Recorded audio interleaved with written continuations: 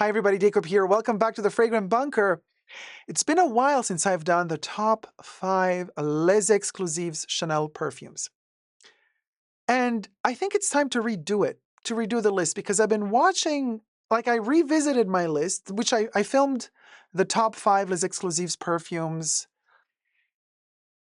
3 or 4 years ago now. I think 3 years ago. And different times, a different me. The moods change, evolve, and perfumes, they never stay stable to me. My relationship to them evolves. The stories they tell me keep evolving, right? So after some time has passed, after a few years have passed, I asked myself the question again, because also some of you have been asking me, like, Dacob, and actually some of you commented underneath that other video, like, Dacob, would you still to this day, would you still today say that those 5 are your top 5 Chanel Les Exclusifs perfumes? And for the most part, I kept telling myself yes, yes, yes, yes, yes. But then just a couple of days ago, I really started thinking, well, let me see. Let me reevaluate this list for today, which means I'm going to reevaluate it also in the future. And it's also fun to reevaluate it because the perfumes, like I said, the relationship that I have with them evolve. And I love Chanel perfumes above all other perfumes. So, by the way, not sponsored at all. I bought all of them myself. So I asked myself, really, which 5 are the 5 I've been using the most in the span of a year and a half, bordering to 2 years? And I made an assessment that was very surprising to me. Like, my conclusion, when I finally had my new top 5 for now, for this moment in time, I was very surprised. Pleasantly surprised, but surprised. Partially it was what I expected, but another part of me was like, not at all what I expected. So let's get to the list. And I'm dying to hear what your top 5 are from the Les Exclusifs range as well. So let me know down below. But so subscribe to my channel as well. And everything, of course, everything I say in this video is for entertainment purposes only, not rooted in truths or facts. Everything's alleged and just my opinion. Let's begin. The first one might be expected. Let me blend it in so you get to see. Number 22. Now, number 22, no matter which concentration, okay, there also is a long discontinued Eau de Cologne of this one, but there's also the Extrait, which is also discontinued. Now I'm hoping that Chanel brings it back. Then there's the Eau de Toilette, also discontinued. And then there's the Eau de Parfum, which I have here, which is still available, thankfully. Number 22 was also in my prior list. Number 22 is Ernest Beau, released in 1922, a year after number 5 was released. A lot of people say this is the smaller sister of number 5, the misunderstood sister of number 5, the sibling that could or couldn't, but would. And in many ways, Chanel number 22 is superior to number 5 in many, many, many ways. But it is not as abstract as number 5, which is, I think, why number 5 gained more traction throughout the years, because it's the abstraction of number 5 that creates this mystique and timelessness around it. Number 22 is the opposite of timeless. It is very 20s. It is the epitome of the 20s. 1920s, not 2020s, mind you. You smell it and you're back in time, even though you might have never lived in that time so far back. Doesn't matter. This perfume has that power, has that strength of character. With one whiff, it makes you dream, smell, see, feel a whole world, a whole energy, a whole vibe that you never knew you had in you. Like I said, if you were not born in that time, how do you know how the 20s were? Sure, you might have read some books, you might have learned at school history, about the 20s, the 1920s, but now you get to smell the 1920s, and this smell narrates entire books, plays entire symphonies, songs, films entire movies. Yes, they're silent movies, but they're black and white. But the smell is in full-blown Technicolor. Technicolor came later, nevertheless. Magical. I mean, and very old school Hollywood as well. So this is a perfume that has different nuances depending on which country, continent, time of the year you're wearing it. Wearing this in Hollywood, and I have worn this in Hollywood quite a bit, it's, especially if you go to a place, one of the historical landmarks, like you go to the Magic Castle, build a house that was built in the late 10s, early 20s, like you wear this and you're like, oh, okay, so this was formulated in the time when that building was built. You walk through some of the historical theaters in Hollywood from the 20s, and you wear this, and the interior decorations of the buildings are still preserved in their original 20s state, and you smell this while you're it's a whole other experience. It's like an added layer of history, and you're wearing that history. I mean, it's magical. It is a time machine in its own right. Number 22 is a guarantee of time travel into the 20s, but only the best of 20s, not the hardship of the 20s. This is the optimistic, slightly delusional 20s. Euphoria. Euphoria is actually the best adjective, euphoric, for this fragrance. And all of these new discoveries that I've made throughout the years just consolidated yet again my belief and just my security in knowing that for me, number 22 is in my top 5 Chanel Les Exclusifs list. So definitely thumb up the video if you're enjoying it, subscribe, and let's get to my second Chanel Les Exclusifs top 5. Okay. Bel Respiro is very fascinating because in its eau de toilette concentration, it was very grassy, pissy. I adore it, but intense. Then the first reformulation and reconcentration of 2016 into the eau de parfum did not convince me at all. I did not like it. Something was off about the 2016 formulation of the eau de parfum. And for many years, I did not even inch my way towards it until batch code 7401 from a couple of years ago. The batch codes are etched down there. 7401 just smells incredible. Oh, man. It's as edgy as the eau de toilette, slightly less pissy. So this is kind of like a number 19 on steroids. There's the galbanum in there. There's a suede, fluffy, leathery accord in there. The aldehydes are sparkling and sharp. The aldehydes in this one are like diamonds. They're not like champagne. They don't pop like little champagne bubbles like Chanel aldehydes usually pop. No, these are like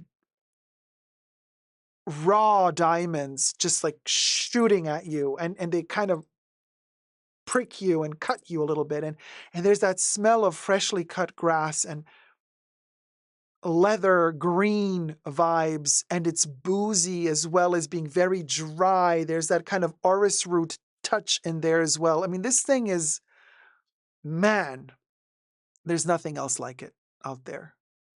And I'm obsessed with it. Also, you know, Bel Respiro is a very interesting concept for a name of a perfume because Coco Chanel in the outskirts of Paris had like a little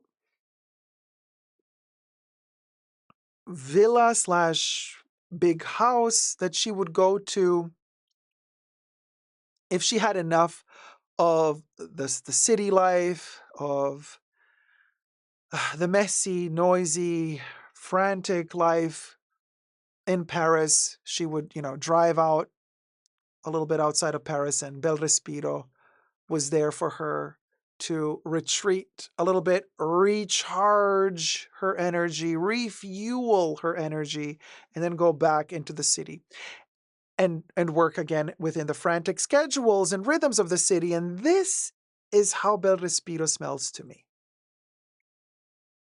Whenever I smell Bel Respiro, I get a boost of energy. It's like I'm recharging myself. It's like I feel like I've been taken to Coco Chanel's Bel Respiro retreat, and I'm there chilling with her for a little short while and just fully immersed in nature, hearing crickets in the background, little birds chirping everywhere. I'm just laying, somewhere in the grass, super relaxed in nature. The sun is warmly caressing me, and eating only fresh, super natural foods that are growing in the garden adjacent to the house somewhere. Everything is locally harvested and super relaxing and chill, like spa vibes in nature. And it is a beautifully green perfume. One of the best modern day green fragrances, in my opinion, Bel Respiro. And Olivier Polch has tweaked it in a very beautiful way. The current Eau de Parfum is indeed wonderful. Of course, if you can find a discontinued Eau de Toilette, go for it if the price is, right. But I quite enjoy the current formulation. Bel Respiro from the 7, batch upwards. Very, very, very delightful, very playful, but also serious. It takes its refreshing energy seriously. It's a playful energy, but it takes that playfulness seriously. It's a perfume that is serious about its quality. It's a perfume that is very serious about its composition, the poetry, how this thing is composed. It feels like a villa in nature. And you are just relaxing and eating good food and sleeping so deeply and well. You are relaxed after you come back from that villa. That's Bel Respiro. Definitely in my top 5 Chanel Les Exclusifs. Thumb up the video and subscribe. Let's get to number 3. My third Les Exclusifs top 5 is, you guys, I have not, okay, masterpiece. Seriously. I mean, I do have backup bottles. I'm still using up my last droplets of the 200 ml batch code 9401. There it is. Released in 2024 as an eau de parfum. Heliotrope, aldehydes, special aldehydes that smell of almonds, which mimic the idea of cherry blossom. And then you get the heliotrope, and then you get the iris and orris root, and then you get the musks. This one kind of encompasses the dream-like state of being in the stars, a comet shooting through the sky with stardust sparkling behind it. And The Stardust is so majestic. This one has a smidge of Bel Respiro in it. There's that green vibe going on there. There's a smidge of number 19. And also, in the dry down, when the musks hit, you get a storyline of 1957 as well. 1957 being another perfume by Olivier Polge for Chanel. So Comète continues on that trajectory. After 1957, we got Le Lion, which was a kind of a deviation from that classic standard Olivier Polge muskiness when he went into the Labdanum range. But then he kind of came back to that 1957 storyline, with Comète being the brand new latest release from 2024 at least of the Chanel Les Exclusifs range. And it took me some time to unlock this one, and I'm still not fully there, because this one keeps me guessing, keeps me thinking about new storylines, new plot lines. This thing, man, the heliotrope, it's so beautiful. And the iris, the musks.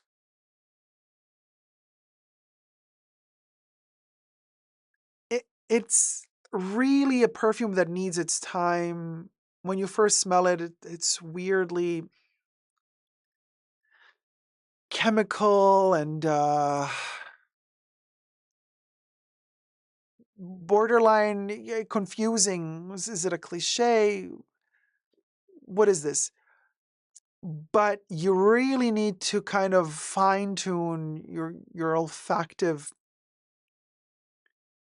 sensibilities, like a sommelier of wines becoming a sommelier of certain type of Chanel Accords, because it's not enough to be just a perfume sommelier. You need to be a Chanel sommelier to understand what is going on here. It is very subtle. It is very masterfully tweaked. And it takes a lot of time until you kind of tap into the magic of Comète. Because it takes a lot of time to go up into the sky, far, far, far away, and to meet that comet. You follow its stardust, its tail and trail, until you finally reach the comet. And once you leech onto and dock onto the comet, you get the full-blown experience. But that takes time. It took me months to understand this one. But once I finally did, blown away. Doesn't even begin to describe how much I adore this perfume. And to the point where just a few months in, 200 ml are gone. And I have a new batch starting now. So, best heliotrope ever. Beautiful, dreamy. Check out my review of Comète on my channel, where I connected to the Greek mythology of Clytie and Helios. There is a Greek drama and tragedy connected to the story of the heliotrope. It's a sad story, but it is one of the most passionate love stories ever. And again, hopeful, beyond the limits of life and the lifespan that we have as human beings on this earth. This hope for love transcends life and goes into the afterlife. So there's also something magical about Comète that reminds me of Karl Lagerfeld's last collection for Chanel, for the last Métier d'Art collection for Chanel, which was the Paris, New York / Egypt collection, done at the MoMA now, which we, by the way, fans of Chanel, we call it the Egyptian collection, even if it was called Paris, New York. That concept of Karl, now we know that he was dying and he was, going to pass away. And that collection, just rewatching that ancient Egyptian-inspired collection, just now when you watch it, knowing what happened to him, you realize that he knew what was happening to him, that it was the end. It was his swan song, and he created a collection that passed from the living into the afterlife,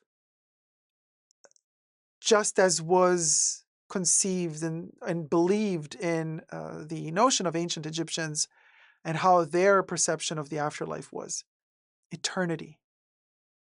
And it takes time to get there, but once you're there, it's eternal. That's the vibe. Comète, to me, back then, Comète didn't exist yet as a perfume, back in 2019 when Karl's last Métier d'Art collection was released. But now, if I were to give the Métier d'Art Paris, New York / Egypt collection a smell, it would be Comète. And it would, because it takes you there to that afterlife. It smells of that in a good way, not in a rotting, fleshy way, obviously. Some perfumes do smell that way, but not this one. This one is, it's a conceptual, poetic afterlife. Beautiful, beautiful. Number 4. As you thumb up the video and subscribe, magically appear. What can I say? Man, Gardénia. Whether it be the extrait, the eau de parfum, which I have here, or the eau de toilette, or the oil, which they also recently, back in 2024 already, released. I do have the body oil as well of Gardénia. Gorgeous.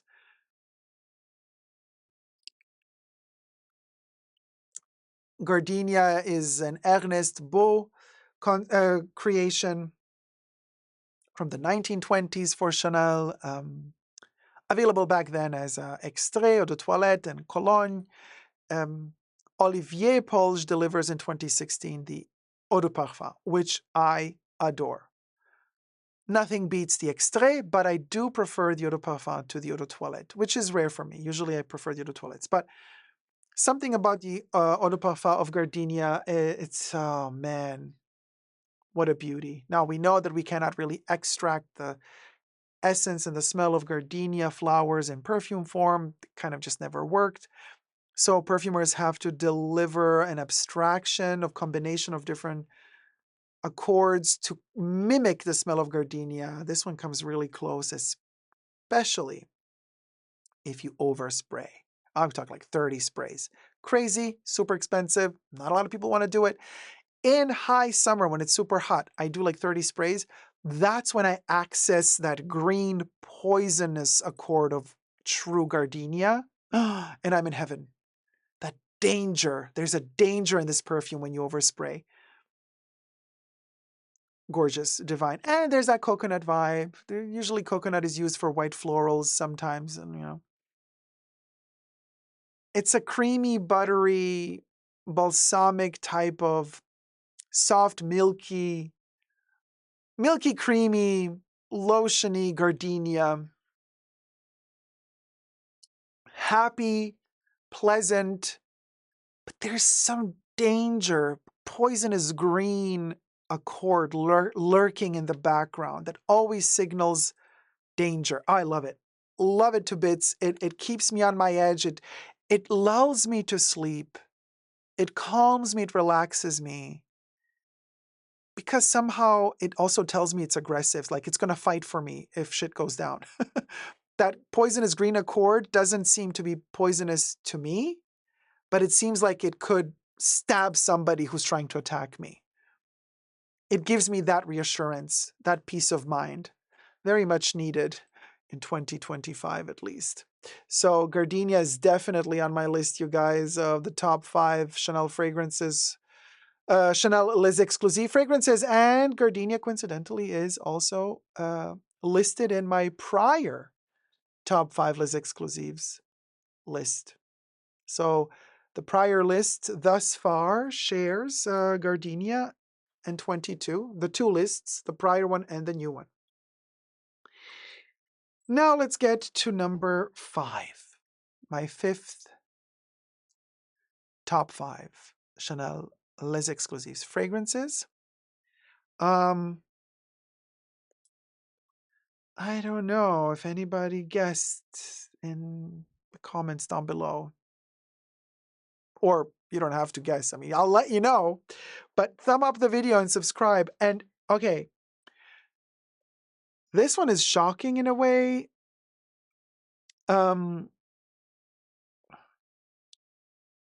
Because technically the name of it already existed during Coco's life in the 30s and 40s, but then it was discontinued and then it was brought back, but this is a different formulation. It just in name, it's the same as it used to be, but in smell, it's a whole other world. It is the most underrated of the Chanel Les Exclusifs perfumes, in my opinion. Underrated in terms of longevity. The shortest longevity, I think, of all Les Exclusifs perfumes. Here you go. Let's blend it into the side as well. Eau de Cologne. Obsessed. And again, this one took me forever to elevate. For me to say that Eau de Cologne is top 5 Les Exclusifs, that's saying something. Because this one, nobody ever talks about. Almost never. And it is, and again, I think you have to really, really reach an understanding of Chanel perfumes. You have to reach a level of understanding of Chanel's Exclusifs fragrances. And you have to pass through all the strong ones. You have to pass through the beiges, through the coromandels. You have to pass through the impenetrable sycamores, through the intoxicating 31 Roucambons and the Le Lion de Chanel labdanums. You have to pass through all of those monsters, sacred monsters of Chanel perfumery, to then come to the other side where there is this plain field of like nothing. You've had all of that inebriating, intense accords and smells in your nose, to then reach the other side where you get to the point of, okay, where it's what it's all about. It's all about simplicity. It all begins with simplicity. It all begins with Coco Chanel echoing, whispering to us, hey, before you leave the house, look in the mirror. Instead of adding an accessory, take something away. Strip it down. Minimize. Minimize. And another thing that echoes in my mind is one of the rare interviews that Coco Chanel gave on television in black and white back in the 50s / 60s, when she said, you know, a perfume doesn't have to be a strong thing. It can be something delicate, soft, very, very minimal, something almost imperceptible, something that you know you're wearing, and maybe you only smell it when you spray it on the first 5 minutes, you feel it, then it's gone, or somebody who has the luck to come so close to you that you allow them to come so close to you, and then they get to catch a whiff of it. But it's yours. It's intrinsically yours. It is minimally yours. And that minimalism is the opulence, is the luxury of pleasure. And that's Eau de Cologne. Now, Eau de Cologne in name existed in the 30s and 40s, different bottle shape, different smell. We have an Eau de Cologne now as well. Now, every perfume house that is respectable and every perfumer that wishes to be respected, they develop their own Eau de Cologne. It's its own genre. Every perfumer is proud to say, I have my own cologne. They don't have to be long-lasting. And it's really hard to redefine the genre of Eau de Cologne. It's a very specific type of smell. It's very citrus heavy, very bergamot heavy. Citrus accords tend to evaporate quickly. They don't last so long. How do you tickle out longevity or intensity or quality of a bergamot or a citrus accord, or in this case, orange blossom and neroli? And then the masterful addition of aldehydes, which are so delicate, combined with a base note of the most soft, like a whiff of the tippy tip of a feather, musk. And you got to be masterful at balancing that musk so that it doesn't overpower all of those delicate top note ingredients. You want them all to flow. What a masterpiece. And it is delicate. And people complain it lasts only 2 minutes, 10 minutes. Yeah, it doesn't matter. That's the point. This wasn't meant to last long. This is just a whiff. It's a breath of fresh air, of hope. And before you know it, it's gone. And that's the beauty of it. That's the magic of it, really. The neroli in here,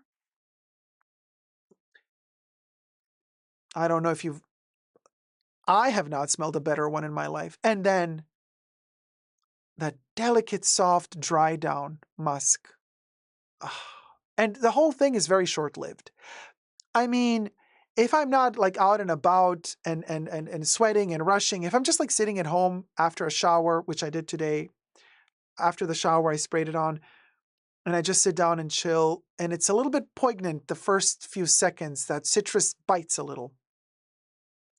And then it kind of disappears 10 minutes in, 15 minutes in, and then it's gone. And then magically, 20, 30 minutes in, it reappears and it starts caressing you like that tippy tip of a feather. It's the musk from the heat of your body, that delicate, soft musk, just kind of like little dust, just appears and floats.